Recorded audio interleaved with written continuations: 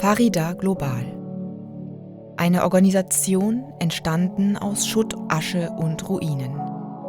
Entstanden nach dem Versuch, Schingal, die Jesiden und das Jesidentum auszurotten. Ein Vermächtnis der Terrororganisation Islamischer Staat. Doch die Terroristen rechneten nicht mit jenen, die sie als die schwächsten Glieder betrachten, Frauen. Genauer, jesidische Frauen. Eine von ihnen ist Farida Khalaf. Sie gründete die Farida Global Organisation, die sich für Jesidinnen einsetzt. Wir haben Said Kassem, den geschäftsführenden Direktor der Farida Global Organisation, getroffen. Wir, die Stelle für jesidische Angelegenheiten, möchten von ihm mehr wissen. My name is Said Kassem Suleiman. I'm co-founder and executive director of Farida Global Organisation. Farida Global is a German non-profit organization founded and is managed by survivors of Yazidi genocide and conflict-related sexual violence. Farida Global is aiming to give a voice and support survivors in a survivor-centric and culturally informed and psychologically informed manner. Farida Global is unique with its leadership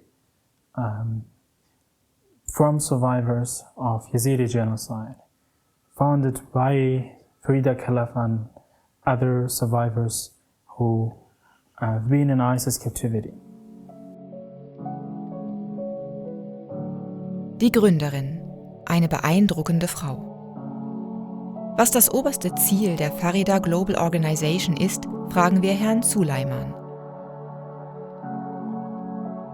Farida Khalaf is one of survivors of Yazidi genocide.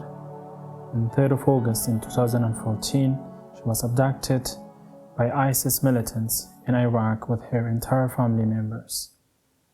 Farida lost her father and older brother. Recently, their remains were identified in mass graves in Kocho village. Since her escape, Farida has been traveling around the world, raising awareness of Yazidi genocide and advocating for justice, accountability for Yazidis, Christians and other minorities who suffered similar atrocities, genocide crimes, crimes against humanity, and war crimes. Farida is the co-author of the book, The Girl Who Beat ISIS, das Mädchen, das den IS besiegte.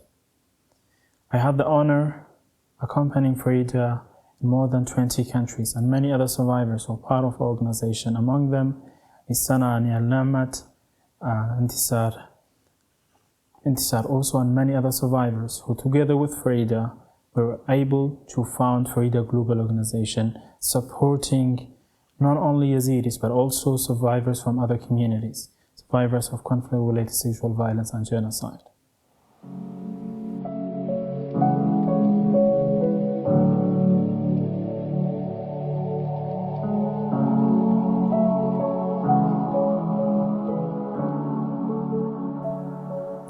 Farida Global is aiming for a long-term support to survivors of conflict-related sexual violence throughout education programs led by survivors themselves.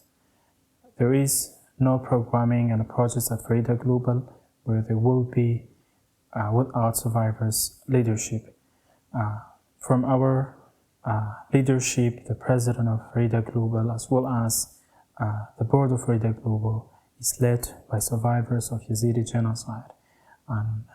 However, we are also looking at other victims and survivors from other communities internationally, not only in Iraq. Farida Global is aiming to support survivors of conflict-related sexual violence internationally, with a focus on Yazidi genocide survivors in Germany as well as in Iraq.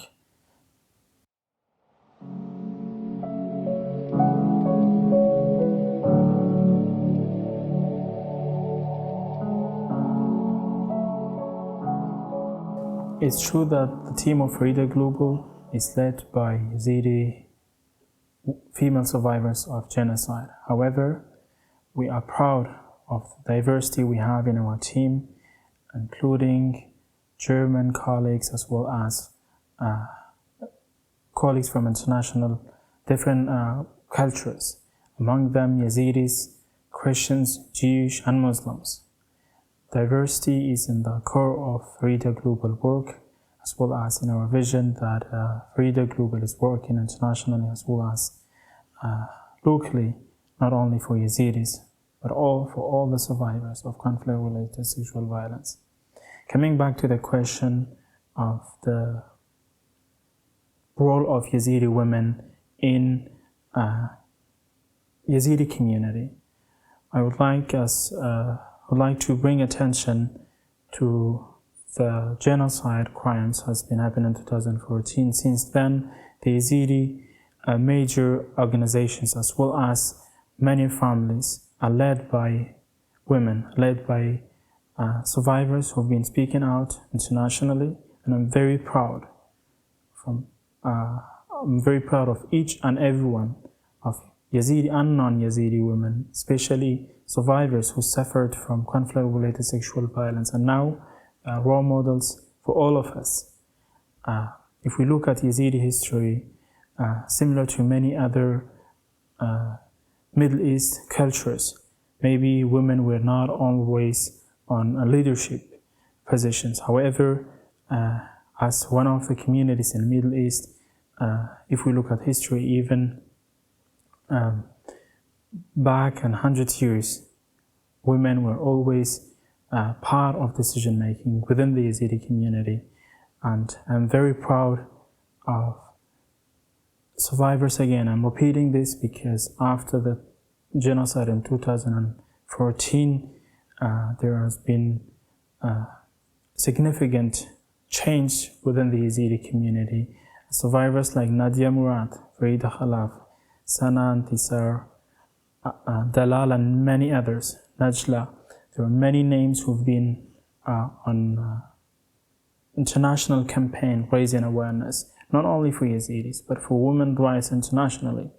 And we would like to support these efforts throughout our programs and projects at Farida Global. Der Völkermord ist nunmehr 8 Jahre her. Durch die von der Stelle für jesidische Angelegenheiten erfolgreich eingereichte Bundestagspetition zur Anerkennung des Völkermords kommt Bewegung in die Aufarbeitung des Genozids. Wie haben Sie sich gefühlt, als Sie von dieser Initiative vom Juli 2021 gehört haben? Und was für eine Bedeutung hat sie für die jesidische Gemeinschaft? Your question is more about what was my feelings when I've heard about the petition that on the recognition of Yazidi genocide by German Bundestag. I think it's not only about feeling, but how we at Farida Global supported the Yazidi, other Yazidi organizations and non-Yazidi organizations.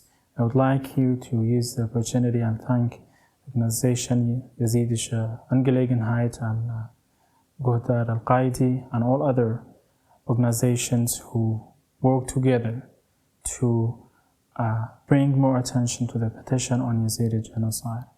The first time we've heard and we were informed about the petition, the recognition of Yazidi genocide, we started in Farida Global team with an urgent meeting and on calls with our team in Iraq. How can we support?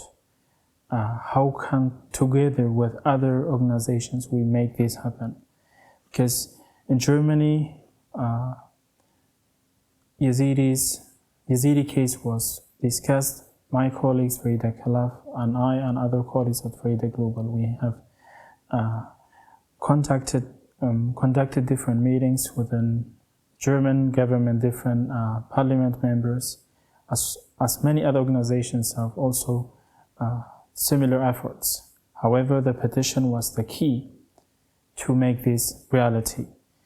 Our team, we started collecting signatures for the petition in the streets in Germany as well as in Iraq in IDP camps. We contacted the committee and the Bundestag on the possibility how people from IDP camps without having a proper address will be able on a legal basis to sign for the petition on recognition of genocide. I would like to bring attention to the petition. Maybe it's more a symbolic political recognition of Yazidi genocide that we have been waiting now more than 8 years. The German parliament and German government will join other international governments and other parliaments who already recognize the genocide. On one hand, I would like to bring attention to the support we received from Germany, and thanks to the leadership of German government, the first 2 cases worldwide against ISIS militants were started in German courts. The first case, I had the honor to accompany Amal Clooney's legal team, as well as the Yazidi mother who witnessed in German court, both in Munich as well as in Frankfurt. We're very grateful for the support we received from the German state of Baden-Württemberg and other German states who are now hosting the biggest Yazidi community in diaspora.